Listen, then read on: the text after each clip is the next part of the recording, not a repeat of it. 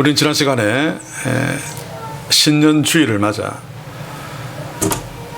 하나님을 예배하는 자로 한 해를 시작했습니다. 지난 시간에 우리는 바울의 구원의 확신을 주목하면서 코로나19 상황이라도, 아니 그보다 더한 상황, 어떤 세상에 위협이 있다 할지라도 하나님의 사랑에서 우리를 끊을 자 없다는 사실을 주목하며 바울의 확신이 우리의 확신이 되어 올 한 해 더욱 하나님을 의지함으로 승리하는 인생을 살 것을 다시 한번 주목했습니다.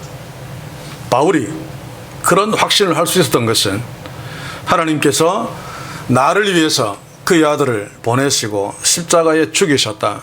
하나님이 이렇게 나를 사랑하는데 그 사랑에서 세상 그 어떤 것들이 나를 끊을 수 있겠는가? 라고 하는 확신 때문입니다. 우리도 동일한 확신 앞에 서 있죠.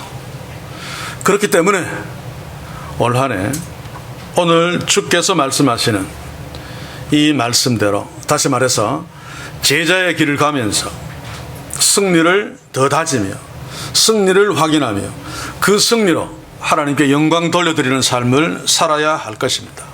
그래서 어떤 의미에서 오늘 우리가 볼 제자도는 올 한 해를 시작하는 우리에게 의미 있는 큰 도전을 주는, 올 한 해의 승패를 좌우하는 귀한 말씀이 될 수 있을 것이라고 믿습니다.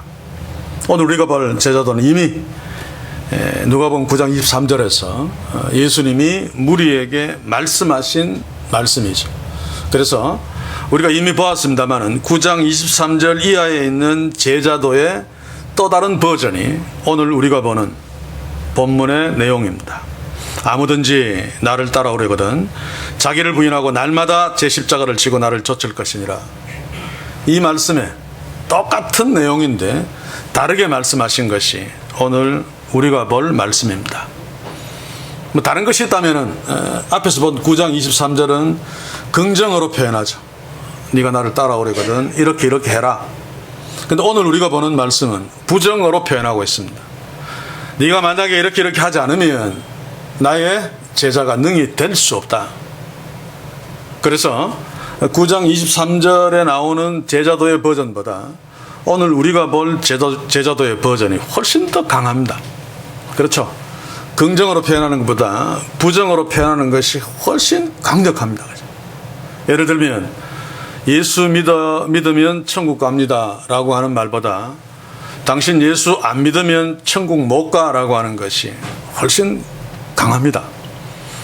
그래서 오늘 우리는 오래전에 누가복음 9장 23절을 통해 하나님 우리에게 도전하셨습니다만 새해를 시작하면서 좀 더 강한 하나님의 의조로 우리에게 너희들은 예수님이 하신 말씀대로 주님을 따라가는 이 한 해를 살아라 라고 하는 주의 명령 앞에 진지하게 설 수 있기를 바랍니다. 자, 이제 본문 25절 한번 같이 봅시다. 허다한 무리가 함께 갈새 예수께서 돌이키사 이르시되, 예수님은 이전까지 우리가 여러 번 보았습니다마는 바리새인 두령의 집, 두령이 버려놓은 그 안식일 식사 자리에서 여러 가지 말씀들을 하십니다. 그리고 끝에 큰 잔치의 비유를 말씀하시고 이제 길을 떠나죠. 잠시 멈추었던 십자가의 길을 떠나기 시작합니다. 예루살렘을 향하여. 바로 그 말씀이 무리와 함께 갈새입니다. 자, 그런데 오늘 본문을 25절을 원문에 보면 좀 이상한 데가 있습니다.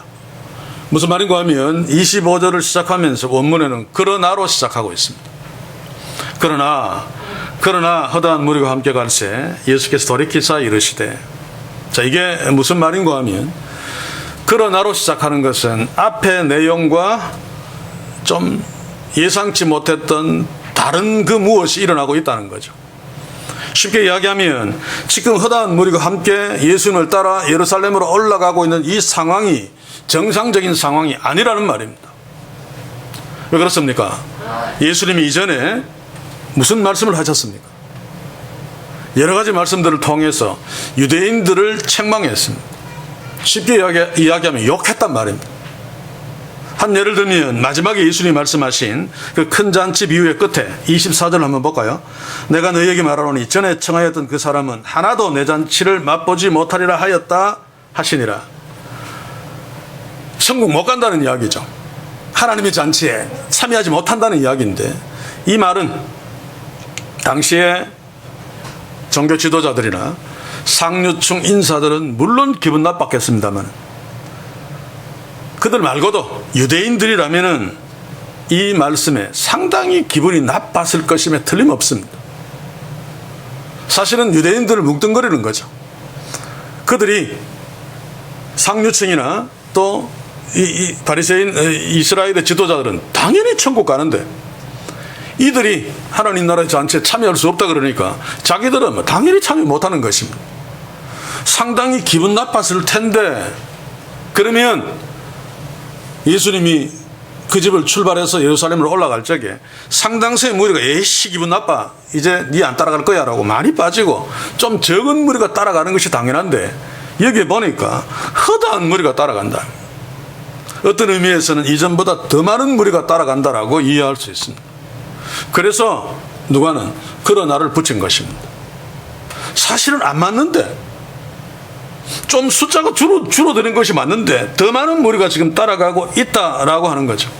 자, 그러면 허다한 무리가 예수님을 정말 믿어서 하나님이 보내신 메시아가 맞다, 저분을 믿으면, 저분을 따라가면 우리가 구원받는다, 이런 믿음 때문에 예수님을 따라간 것인가? 그렇지 않다는 것을 우리가 잘 알죠. 결론만 이야기하면 허다한 무리가 예수님이 그렇게 욕하고 책망했음에도 불구하고 예수님을 따라가는 것은 당시에 예수님의 인기와 명성이 얼마나 대단했는가를 보여주는 것입니다. 다시 말하면 이 허다한 무리는 예수님이 말씀하신 그 책망, 그 기분 나쁜 소리, 여기는 관심이 없단 말입니다. 예수님이 그동안 행하셨던 기적, 그의 능력, 그로 말미암은 하늘을 찌를 듯한 인기, 그의 명성, 바로 그것을 보고 거기에 매료되어서 예수님을 따라가고 있다는 말입니다. 왜 그럴까요?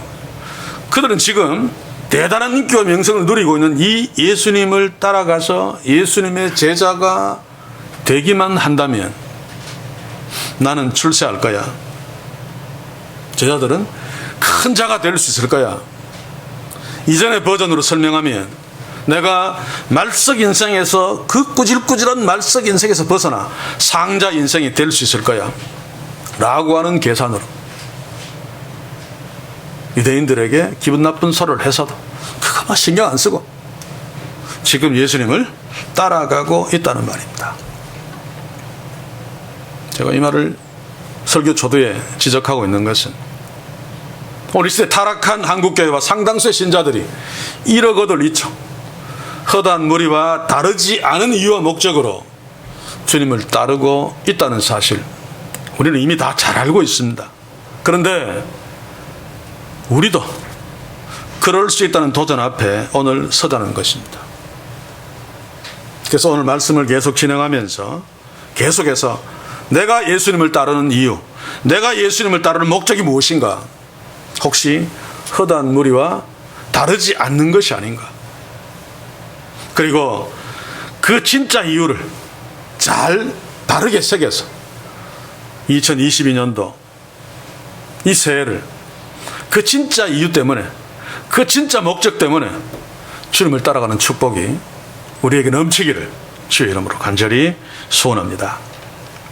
예수님은 지금 자신을 따르는 허다한 무리가 잘못된 목적으로 자신을 따르기 때문에 25절에 보니까 가다가 몸을 획 돌이켜 그들에게 말하고 있습니다. 돌이키신 이유는 그들의 잘못된 목적, 나를 따르는 잘못된 목적, 잘못된 열심을 책망하기 위함이죠. 저는 개인적으로 이 말씀을 묵상하면서 내가 올해에도 주님을 따라갈 터인데 잘못 생각해서 육신적인 어떤 잘못된 욕망과 목적으로 주님을 따라가다가 주님이 갑자기 획 돌이켜서 나를 쳐다보면서 나한테 책망하는 그런 일이 없기를 소원합니다. 겸손히 순수한 마음으로 주께서 원하시는 뜻대로 주님을 따라가서 올 한 해 한 번도 주님이 획 뒤돌아 나를 보고 나를 책망하는 일이 없기를 바랍니다. 소원합니다. 라고 기도하면서 이 말씀을 준비했었습니다. 여러분들에게도 동일한 소원이 있기를 바라며 동일한 승리가 있기를 주의 이름으로 간절히 소원합니다. 자, 이제 26절을 봅시다. 무릇 내게 오는 자가 자기 부모와 처자와 형제와 자매와 및 자기 목숨까지 미워하지 아니하면 능히 나의 제자가 되지 못하고, 번역부터 짚어야 되겠습니다. 잘못 번역한 것이 상당수 있죠. 무릇이라고 하는 번역은 너무 엉터리지만 크게 내용의 변화를 주지는 않습니다만 저는 화납니다. 누가복음 99장 23절에서 똑같은 제자도가 나올 적에도 똑같이 헬라어 티스가 나오는데 거기에서는 아무든지 누구든지라고 번역해놓고 여기 와서는 무릇이라고 번역했습니다. 무릇이 무슨 뜻입니까? 국어사전을 찾아보니까 뭐라고 되어 있는가 하면 대체로 생각해보아, 대체로 말해서. 영어사전을 보니까 generally speaking 또는 in general, 보통으로 치자면 이런 뜻입니다. 말도 안 되는 번역을 해놓았죠. 앞에서도 그랬으면 모르겠는데 앞에서는 제대로 번역해놓고 번역자의 너무 무성의함, 그죠? 그래서 제가 한글 성경 다른 번역 다 찾아봤는데 다 누구든지예요. 영어 성경 다 찾아봤는데 다 everyone 아니면 everyman 또는 anyman, anyone 이렇게 번역했어요. 사랑하는 성도 여러분, 하나님의 계시로 되어 있는 계시인 1.1억에도 변함없는 이 하나님의 말씀을 잘못 번역한 것 하나 때문에 수많은 영혼들이 잘못된 길로 빠질 수 있다는 그런 두려움 앞에 서서 신중하게 성경을 번역해야 되는데, 한마디로 특히 개정개혁과 한글개혁은 엉망입니다. 저는 이것이 한국교의 수준이고 우리 목사들의 수준이고 우리의 수준이라고 생각합니다. 겸손하게 다시 머리를 조아리고 주의 말씀 앞에 진지하게 서서 좀 더 하나님이 계시하신 대로 바르게 하나님의 말씀을 이해하고 순종을 해도 바르게 순종하려고 애씁시다. 이때 성령이 역사하십니다. 성령이 역사해야지 내 욕심을 가지고 주의 말씀에 순종하려고 하는 것을 이겨낼 수 있습니다. 적어도 우리 교회부터 이런 축복이 있어서 이 진짜 말씀의 축복이 타락한 교회들로 번져나가는 그런 놀라운 역사가 올 한 해 말씀 앞에 우리가 바르게 서는 자세로 말미암아 이루어질 수 있기를 주의 이름으로 간절히 소원합니다. 26절 보시면 누구든지 그 누구를 할지라도 자기 부모와 처자와 형제와 자매와 그리고 자기 목숨까지 미워하지 아니한다면 내 제자가 절대로 될 수 없다라고 하는 말씀이죠. 이 말씀을 좀 약한 누가복음 버전으로 좀 바꾸어서 표현하면 자기를 부인하지 않으면 내 제자가 될 수 없다는 말입니다. 자, 그런데 오늘 26절에 예수님의 말씀은 모순입니다. 좀 이해하기 어렵습니다. 왜냐하면 예수님이 지금 원수를 미워하라는 것도 아니고 자기 가족들을 미워하라고 지금 말씀하고 있죠. 지금까지 예수님이 가르치신 말씀의 내용과 굉장히 상반됩니다. 예수님은 이웃을 사랑해라, 사랑해라 라고 말씀해 왔습니다. 그리고 우리가 누가복음에서 선한 사마리아인의 비유도 봤습니다만 그 서기관에게 너는 사마리아인을 원수라고 생각하지 아니야, 네 이웃이야. 그러니까 너는 네 이웃인 사마리아인까지도 사랑해 라고 명령하는 것이, 말씀하시는 것이 선한 사마리아인의 비유의 교훈이고, 또 우리가 알다시피 예수님은 원수까지도 사랑해라 라고 말씀하셨는데 어째서 여기서 아버지 또 친척들, 가족들 미워하라 라고 말씀하셨는가? 이전에 예수님이 가르친 것과 정면으로 부딪힙니다. 이것이 정말로 예수님이 하신 명령이면, 가족을 미워하라 라고 하는 것이 예수님의 말씀이시면 이거 끔찍한 명령이 아닐 수 없습니다. 아무리 우리가 제자의 길을 가는데, 예수 믿는데 그거 반대하고 방해한다고 해서 미워한다, 예수님 미워하라고 했다, 다르게 해석하면 미워하는 것은 살인이나 마찬가지라고 예수님이 말했습니다. 그럼 결국 마음으로 미워해서 살인하라라고 하는 것이나 마찬가지인데 예수님이 과연 이런 말씀을 하셨을까? 결코 하신 적이 없고 하시지 않았습니다. 오늘 우리가 보는 이 말씀 좀 어렵습니다만 번역을 잘못한 거죠. 제가 최근에 예수님 당시에 유대인들이 아람어로 일상 언어가 아람어였을까라고 하는 글을 바른믿음에 올려서 지금 여러 곳에서 읽혀지고 있습니다만 예수님은 히브리어로 말씀하셨습니다. 그런데 그 히브리어로 말씀하신 것이 예수님의 어록에 기록되어진 것 어떤 경로인지 모르겠습니다만 누가가 베드로한테 직접 들었을 수도 있고 또 어떤 어록을 보고 성령의 감동하심을 받아서 이 말씀을 기록했겠죠. 예수님이 히브리어로 말했습니다. 그랬다면 여기에 미워하라는 히브리어로 사네입니다. 사네. 근데 그것을 누가가 헬라어로 그냥 직역했죠. 그래서 미워하라가 그대로 들어왔는데 그러나 당시에 그 헬라어로 된 누가복음을 읽는 독자들은 이게 무슨 뜻이다 라고 하면서 다 합니다. 우리만 모르지 잘. 저는 우리가 이제 오늘 공부를 하면 됩니다. 히브리어 사네는 미워하다는 뜻이 맞습니다. 그런데 두 개 이상, 두 종류 이상을 비교하면서 쓸 때는 미워하다는 뜻이 아니란 말입니다. 이게 세머의 독특한 표현법인데 히브리어의 독특한 표현법인데 그냥 단순히 어떤 목적을 놓고 내가 너를 미워한다 그러면 사내가 미워한다가 맞는데 두 개를 놓고 있으면 이 미워한다가 여기에 나오면 미워한다가 아니고 덜 사랑한다는 뜻입니다. 결국 비슷한 뜻이죠. 그러나 덜 사랑한다지 미워한다는 의미가 아니란 말입니다. 히브리어로 나는 A보다 B를 사내해 미워해가 아니고 나는 A보다 B를 덜 사랑해 라고 이해해야 된단 말입니다. 히브리인들은 미워한다는 단어를 두 사람 비교하며 쓸 때는 이런 뜻으로 쓰기 때문입니다. 영어로 이야기하면 hate가 아니고 less than to love입니다. 그래서 구약성경에 보시면 제가 구약성경을 몇 개 점검했는데 구약성경에서는 모든 번역이 틀렸어요. 한 군데 봅시다. 신명기 21장 5절을 먼저 봅시다. 어떤 사람이 두 아내를 두었는데 하나는 사랑을 받고 하나는 미움을 받다가 히브리에 분명히 사내입니다. 그러나 두 개 비교하니까 하나는 사랑을 받고 하나는 덜 사랑을 받다가 라고 번역해야 된다 그 말입니다. 말라기서 1장 2절 3절 보십시오. 그러나 내가 야곱을 사랑하였고 에서를 미워하였으나 라고 번역했는데 잘못된 거죠. 내가 야곱을 사랑하였고 에서는 덜 사랑하였으며 라고 번역해야 됩니다. 하나님은 에서를 미워한 적이 없습니다. 미워하지 않습니다. 단 야곱보다 덜 사랑했을 뿐입니다. 그런데 히브리어를 잘하는 마태가 오늘 우리가 보는 본문과 병행 본문 동일한 내용의 본문인 마태복음 10장 27절을 한번 보십시오.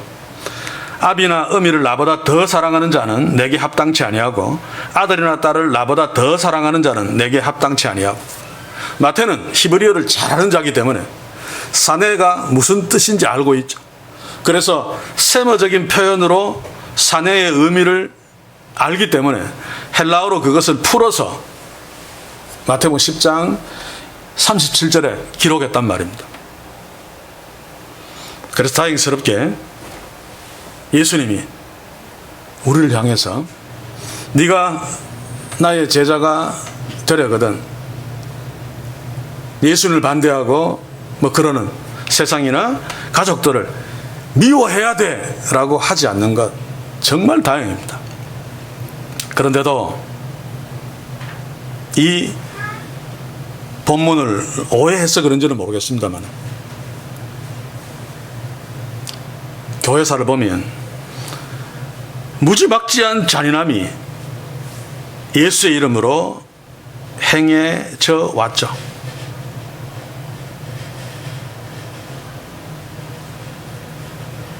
다시 한번 이 본문은 예수님이 미워하라고 하신 것이 아닙니다. 그렇죠? 그런데 우리가 이 말씀을 보고 예수님이 미워하라고 명령했기 때문에 내가 지금 신학하려는데 가족이 나를 반대한다.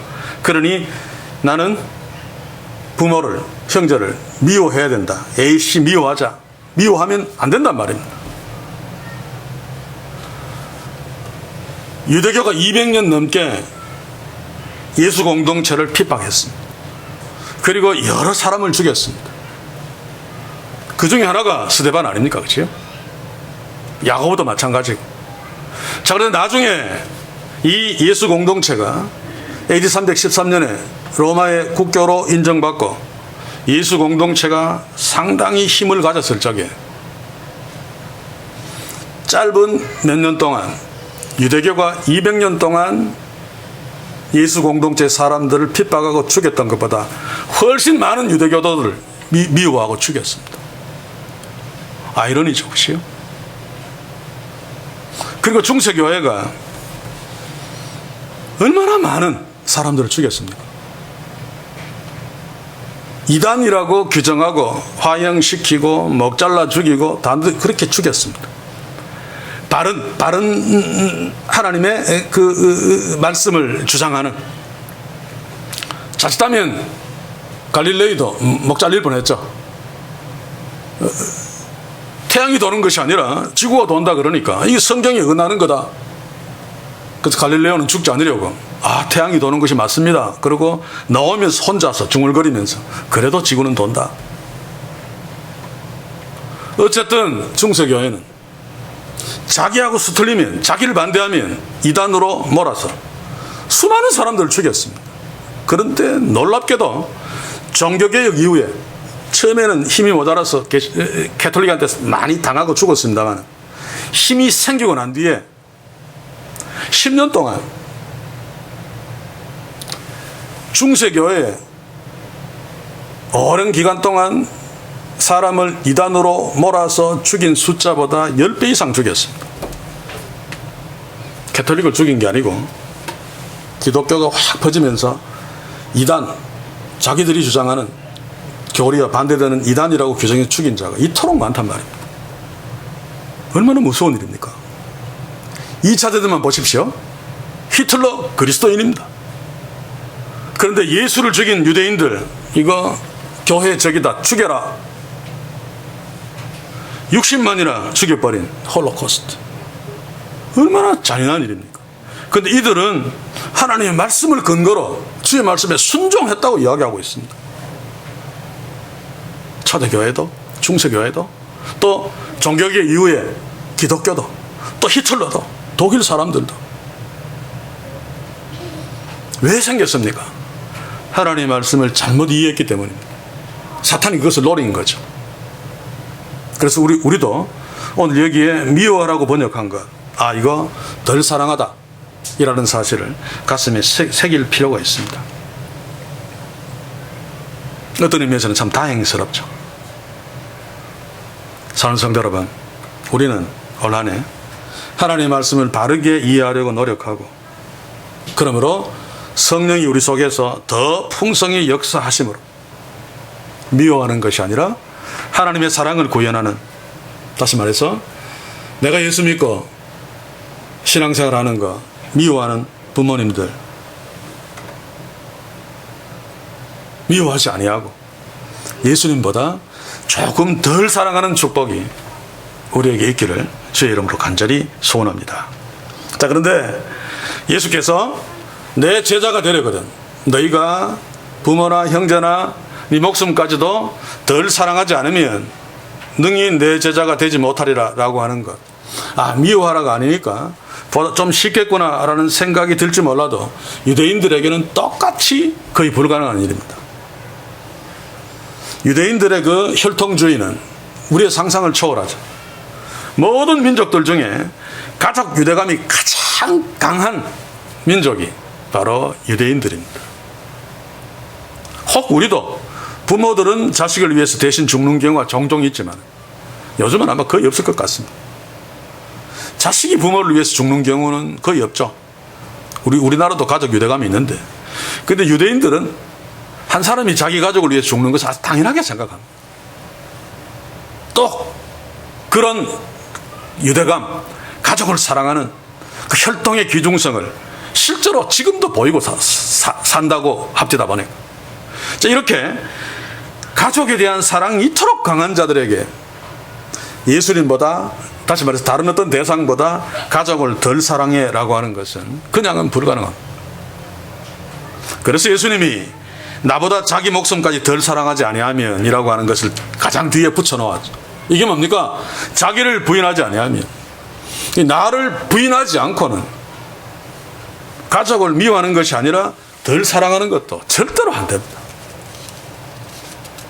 그래서 자기를 부인하는 것이 제자의 삶의 시작이죠.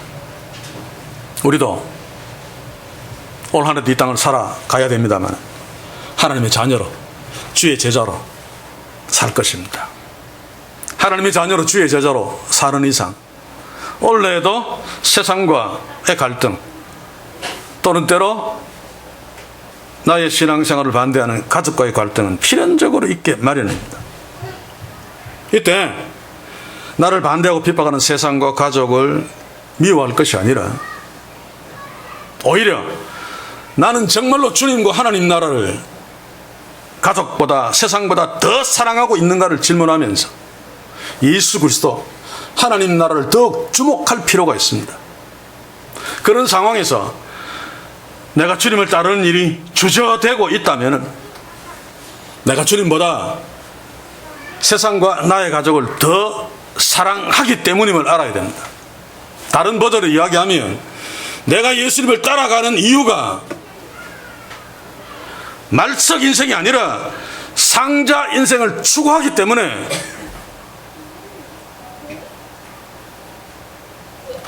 갈등하고 흔들리고 있다는 말입니다.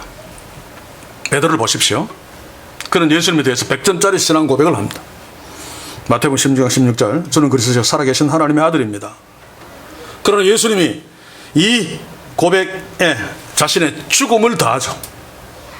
그때 베드로가 어떻게 반응합니까? 마태복음 16장 21절 22절 한번 읽어보겠습니다. 이때로부터 예수 그리스도께서, 이때로부터는 베드로가 저는 그리스도시 살아계신 하나님의 아들입니다 라고 고백한 이후부터입니다. 자기가 예루살렘에 올라가 장로들과 대제사장들과 서기관들에게 많은 고난을 받고 죽임을 당하고 제3일에 살아나야 할 것을 제자들에게 비로소 가르치시니 베드로가 예수를 붙들고 가나에 가로되 주여 그리 마옵소서, 이 일이 결코 주에게 미치지 아니하리라. 이 번역도 잘못되었다고 제가 성경 공부하면서 얘기를 했었는데, 이 번역은 베드로를 좋은 사람 만들어주는 나쁜 번역입니다. 실제로 원문에 보시면 예수님이 이런 말씀을 하셨을 적에 베드로가 예수님을 거칠게 틀어잡고 한쪽 구석으로 끌고 가서 예수님을 막 책망했습니다. 자, 그러면 바로 전에 주는 그리스도 살아계신 하나님의 아들입니다라고 놀라운 고백을 한 이 베드로가 왜 직후에 예수님에게 이런 무례한 짓을 했을까요? 이유는 간단합니다. 그 이전에 능력 있고 기적을 행하시는 대단한 예수님, 이 예수님을 통해서 내가 큰 자가 되어야지, 예수님을 통하면 나는 상류 인생이 틀림없이 될 거야 라고 하는 꿈을 꾸고 기대하면서 예수님을 따라갔는데, 예수님이 죽겠다고 하니까, 예수님이 죽어버리면 자기가 꿈꾸던 상자 인생은 다 물거품이 되고 맙니다. 그러니까 그 순간 정신이 획 나가는 거죠. 그래서 당황하면서 예수님에게 막 그런 무리한 짓을 했던 것입니다. 자기가 꿈꾸었던 상자 인생, 출세가 사라지니까 예수님 죽으면.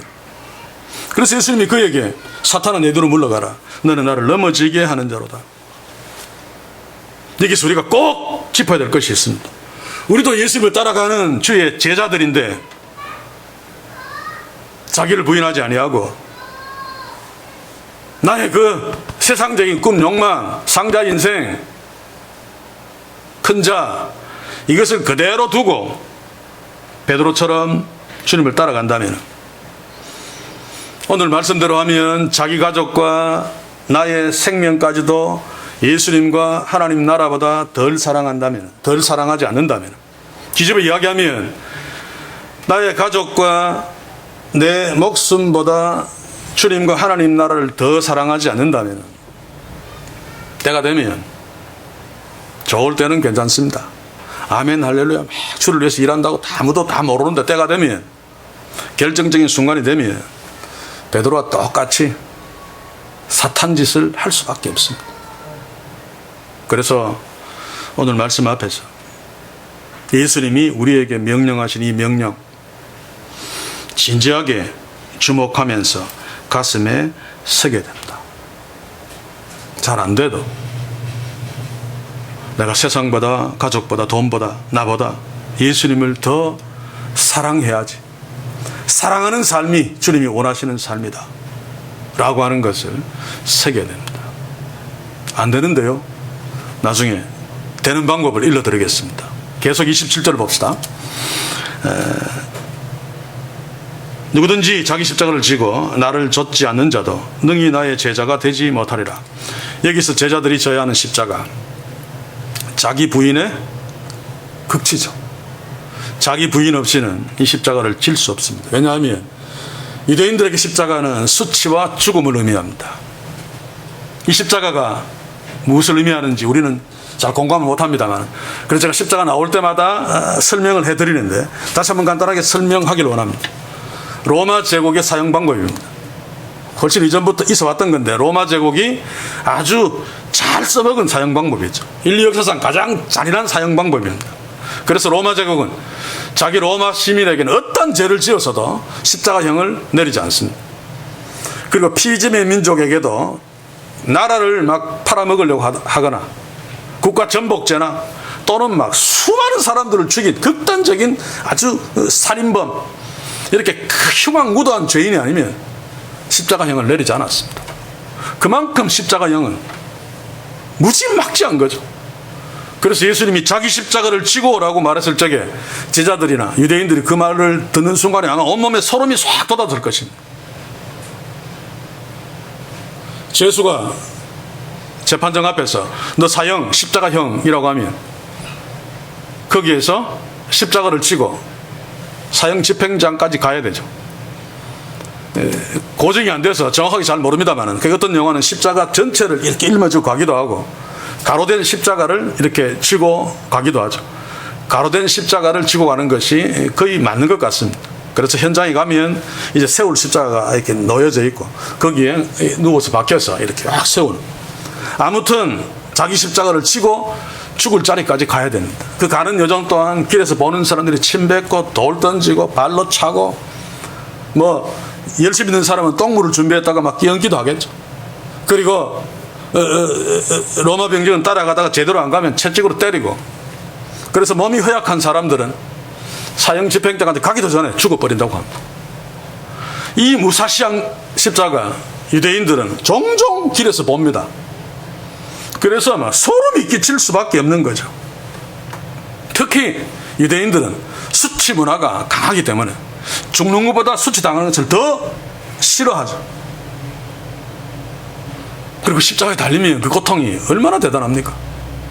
십자가에 달릴 때 빨가 홀딱 벗겨서 달아버립니다. 수많은 사람들이 쳐다보는데 홀딱 벗긴 자기 몸 얼마나 수치스럽습니까? 그리고 피가 빠져나갈 적에 그 두통은 상상을 초월한답니다. 그리고 목이 말라 혀가 막 말려 올라가죠. 그런데 정작 사인은 뭐 과다출혈이나 목이 너무 말라서 죽는 것이 아니고 질식사입니다. 질식사. 왜냐하면 십자가에 달려 있으면 밑에 받침대가 있어서 이렇게 버티다가도 나중에 힘이 없어서 받침대에 발을 못 버티면 축 쳐져버리면 쭉 내려가죠. 그러면 2, 3일 정도 가야 죽는데 이 어깨뼈가 나중에 탈골되어서 폐가 눌리니까 숨을 못 쉬어서 죽는답니다. 그래서 죽은 시체를 내리면 팔 길이가 약 한 20cm 내지 30cm 늘어나 있는 거죠. 근육과 피부가 늘어나죠. 물론 예수님은 6시간 만에 죽으셨기 때문에 아마 탈골되지는 않았을 것입니다. 예수님의 사인은 질식사가 아니고 심장 파열 같은 쇼크사입니다. 그래서 창으로 찔렀을 때 물과 피가 분리되어서 나오는 것은 갑자기 쇼크로 죽었다는 것을 의미한다고 합니다. 아무튼 이게 십자가의 죽음입니다. 이런 몸서리치는 십자가 그거 치고 나를 좇지 않는 자는, 자 그런데 치고 나를 좇지 않는 좇지, 이 동사는 모두 다 현재형입니다. 이 무지막지한 십자가 한 번 지는 것도 못하겠는데 이 십자가를 지고 나를 좇는다라고 하는 것이 현재이니까 죽을 때까지 그 십자가를 지고 나를 따라와야 된다는 의미입니다. 그래서 누가복음 9장 23절에서는 아무든지 나를 따라오면 자기를 부인하고 날마다 제 십자가를 지고, 날마다를 집어넣어서 더 강조하고 있죠. 이것은 와, 이게 우리에게 가능합니까? 절대로 가능하지 않습니다. 아시죠? 누구든지 불가능합니다. 우리는 절대로 할 수 없습니다. 그래서 수많은 사람들이 이거 안 하는 거지 하는 척만 하고, 그래서 오늘도 수많은 목사들이 뉴스에 들락날락하면서 무슨 성폭행을 했니? 또 오늘 뭐 어떻게, 물론 인간은 연약해서 실수할 수 있습니다만 지금 한국 교회에서 벌어지고 있는 일들, 목사들이 계속 그런 짓을 하는 것들은 그냥 한순간에 실수한 일탈이 아닙니다. 십자가를 지지 않았다는 뜻이죠. 자기를 부인하지 않았다는 뜻입니다. 이제 다음 시간에 그렇게 하고 십자가를 지면 얼마나 큰 비극이 일어나는지 우리가 살필 터인데, 그러면 우리는 어떻게 할 것입니까? 우리가 이 십자가를 지고 주님을 끝까지 따라간다? 도저히 할 수 없는 일인데. 그래서 예수님이 우리에게 이것을 할 수 있는 힘을 주셨습니다. 예수님은 주의 제자들에게 다 실패한 인간들이죠. 나중에 땅끝까지 증인사기를 맡기면서 그전에도 몇 번 계속 약속했습니다만 성령, 보혜사 성령을 주시겠다고 약속했죠. 사도행전 1장 8절을 봅시다. 오직 성령이 너희에게 임하시면 너희가 권능을 받고 예루살렘과 온 유대와 사마리아와 땅끝까지 이르러 내 증인이 되리라. 우리는 할 수 없지만 하나님은 하실 수 없는 것이 없죠. 하실 수 있습니다. 그래서 예수께서 보혜사 성령, 하나님, 성령 하나님을 우리 속에 보내주셨다는 말입니다. 그래서 우리는 할 수 있습니다. 그럼에도 불구하고 잘 안 됩니다. 이유가 뭔가 하면 여전히 우리 속에 남아있는 죄성 때문입니다. 이미 너의 삶에서 하나님의 아들의 삶으로 옮겨졌는데 너의 삶의 죄성이 그대로 남아있어서 여기서도 노예처럼 산단 말입니다. 코미디에도 그런 거 있지 않습니까? 막 과거의 버스 차장을 비하하는 것은 아닙니다만 조금 직업이 조금 이렇게 좋은 직업은 아니죠. 오라이 막 수다하고 막 우리 다닐 때는 막 그래, 버스 차장이 여성분이 많았습니다. 버스 막 많은 버스 막 밀어 올리고 오라이. 그런데 남자하고 선보면서 자기는 뭐 조숙하게 그냥 대학교 졸업하고 집에 살림 준비하다가 왔습니다. 결혼했는데 자다가 자기 남편 뺨을 막 때리면서 오라이 스텝 막 했다는 얘기를 제가 옛날에 그 아저씨 코미디로 본 기억이 납니다. 이게 버리지 못한 습성이죠. 결국 버리게 됩니다만 우리가 지금 범죄하는 것도 바로 그것입니다. 하나님이 우리를 칭히 의롭다고 하시고 하나님의 자녀 거룩한 백성임에도 불구하고 아직까지도 죄의 종으로 살 때의 그 습성이 남아있습니다. 그거 인정 안 하면 안 됩니다. 그거 알아야 됩니다. 우리가 그런 존재라는 것을. 그래서 바울도 로마서 7장 19절에 보시면 내가 원하는 바 선은 아니하고 하지 아니하고 도리어 원치 아니하는 바 악은 행하는도다. 하나님의 자녀인데 이방인의 선교사인데 이 바울마저도 나는 선을 원하는데 그건 하지 않고 오히려 원치 않는 악을 행하는도다. 문제는 뭔가 하면 이것을 모르는 것이 문제입니다. 이래놓고 아닌 척하는 것이 문제입니다. 이 사실을 우리가 알아야 됩니다. 여전히 죄의 본성, 부패한 죄의 본성, 죄의 습성이 나를 지배할 수 있다. 물론 그렇다고 해서 지옥 가는 것은 아닙니다. 우리는 성령의 지배를 받고 있는데 자주 죄의 법 아래로 막 가버리는.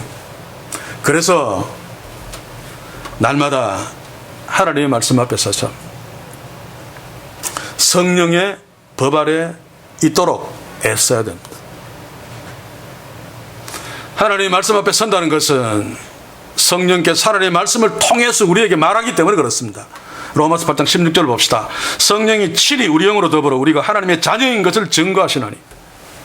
말씀을 통해서 너는 하나님의 자녀야, 너는 승리하는 자야, 너는 죄인이 아니야, 너는 노예가 아니야, 종이 아니야, 죄의 종이 아니야 라고 계속 증거해 주시죠. 여러분도 그런 경험 하지 않았습니까? 어느 날 큐티를 하고 하나님의 말씀에 기분 감명을 하고 묵상 참 많이 하고 이랬을 때는 하루 종일 죄와 잘 싸워 이기는, 오늘 저녁에 하루를 마무리할 적에 내가 그런대로 건강하게 잘 살았어, 죄와 싸워서 이기고 누구 미워하지 않고 화낼 때도 화내고 그랬어 라고 할 때가 있지 않습니까? 그죠? 근데 어떤 날은 별것 아닌데도 막 아내한테 막 화풀이하고 막 남편한테 막 삿대질하고 막 그럴 때도 있지 않습니까? 바로 그게 말씀을 통해 성령이 친히 우리에게 네가 하나님의 자녀라고 하는 증거가 없는 날입니다. 그래서 매일의 말씀 묵상 앞에 서야 됩니다. 바울처럼 날마다 십자가를 묵상하면서 십자가를 자랑하고 십자가를 의지해야 됩니다. 그러면 사도 바울이 고백한 것처럼 로마서 8장 18절 생각하되 현재의 권한은 장차 우리에게 나타날 영광과 좋게 비교할 수 없도다. 이것을 노래하고 고백하고 외치면서 현재의 고난, 현재의 그 어려움들이 나를 지배하지 못하도록 성령의 다스림으로 하나님 주실 영광을 바라보며 나아갈 수 있단 말입니다. 그래서 올 한 해 우리가 자기를 부인하고 십자가를 지고 주를 쫓아가는 성패는 우리가 얼마나 자주 정신을 차리고 진지하게 주의 말씀 앞에 서는가. 매일 묵상을 매일 한다고 되는 것이 아니라 매일 묵상할 적에 하나님 앞에 서야 됩니다. 우리는 말씀으로밖에 하나님 앞에 설 수 없습니다. 그래서 그 말씀 앞에 서서 성령이 오늘도 그 말씀으로 또는 다른 말씀으로도 나를 다스려 주옵소서. 나에게 필요할 때마다 위기의 순간마다 네가 하나님의 자녀야 라고 하는 증거를 주시옵소서. 그래서 나를 부인하지 아니하고 예수님보다 세상을 더 사랑하지 않도록 나를 부인하고 세상보다 하나님 나라 주님을 더 사랑할 수 있도록 도와주옵소서. 이것만이 답입니다. 아무리 금식 40일 금식 100회를 했다 할지라도 그날 하나님의 말씀으로 성령의 인도하심을 받지 않으면 그날은 개판으로 살 수밖에 없습니다. 이게 우리의 인생입니다. 그러니 바울도 오라 나는 공고한 자로다. 이 사망의 몸에서 누가 나를 건져낼 것인가 라고 탄식하고 고민할 수밖에 없었던 것은 인간이 그만큼 약해먹은 존재이기 때문에 금방 돌았으면 죄짓고 금방 돌았으면 죄지을 생각이 나고 이게 우리 아닙니까? 그래서 성령의 다스림, 다시 말해 성령 충만. 그래서 저는 올 한 해 다시 한번 부탁합니다. 매일 성령 앞에 섭시다. 제가 예전에도 그런 얘기를 했었는데 우리 홈페이지에서 설교 뭐 클리고 그거 관심 없고 나는 매일의 말씀 묵상 그 큐티가 50회 이상 올라가는 것이 내 소원이다. 딱 한 번 올라간 적이 있어요. 옛날에, 지금은 여기 안 계십니다만 남전도회가 우리 목사님의 소원을 들어주자라고 했는지 모르겠는데 막 욱작욱작 해가지고 어느 날 50회 이상 올라갔어요. 그래서 너무 좋았는데 그런데 그 다음날 또 톡 떨어지더니 안 올라가요. 꼭 그게 문제가 아니고 다시 한번 매일 성경이 안 열어줬습니다. 하루를 시작할 적에 아침에 막 일어나서 피곤하고 그게 잘 안다면 하루를 마무리할 적이라도 성경을 펼치고 매일 성경을 펼치고 말씀을 잠깐 읽고 하나님을 주목하며 나의 삶을 돌아보는, 그러면서 성령의 연애 속에서 나를 다스려 주옵소서. 나는 연약합니다마는 그럼에도 불구하고 자기를 부인하고 자기 십자가를 지고 주를 잘 따라갈 수 있도록 축복해 주옵소서. 반드시 주의 성령께서 역사해 주실 것입니다. 나는 할 수 없지만 내 속에 계신 성령은 전능하신 하나님이시기 때문에 나로 하여금 자기를 부인하고 자기 십자가를 지고 주님을 따라갈 수 있도록 역사해 주실 것입니다. 올 한 해 이 축복이 매일매일 말씀 앞에 서는 삶으로 우리에게 풍성해서 주님이 우리 교회를 향해서 우리를 향해서 박수치는 날마다 잘하고 있어. 날마다 나의 십자가를 지고 주님을 따라가는. 그래서 세상보다, 경우에 따라서는 가족보다, 경우에 따라서는 내 목숨보다 예수님과 하나님 나를 더 사랑하는 이 놀라운 축복이 올 한 해 우리의 삶에 풍성하기를 주의 이름으로 간절히 소원합니다. 기도합시다. 주여, 오늘도 주께서 우리에게 명령하신 그 명령 앞에 서면 작아질 수밖에 없습니다. 자기를 부인하고 자기 십자가를 지고 주님을 쫓기는커녕 부인하지 못하는 정도가 아니라 내가 주인공이 되지 않으면 잠을 못 자는 우리의 어리석은 모습, 주여 불쌍히 여겨 주옵소서. 올 한 해 주의 성령께서 내 속에서 역사하셔서 매일매일 주의 말씀 앞에 서므로 성령의 인도하심을 받게 하시오. 나는 할 수 없지만은 주께서 역사해 주심으로 날마다 자기를 부인하고 날마다 주님을, 하나님 나를 더 사랑함으로 하나님이 기뻐하시는 뜻들을 이루며 주의 영광을 드러내며 그러므로 주께 주시는 진짜 축복들을 풍성히 누리며 하나님께 감사하며 사는 이 한 해 되게 우리 모두를 말씀으로 축복하시어 성령 충만케 하옵소서. 예수님의 이름으로 기도하옵나이다. 아멘.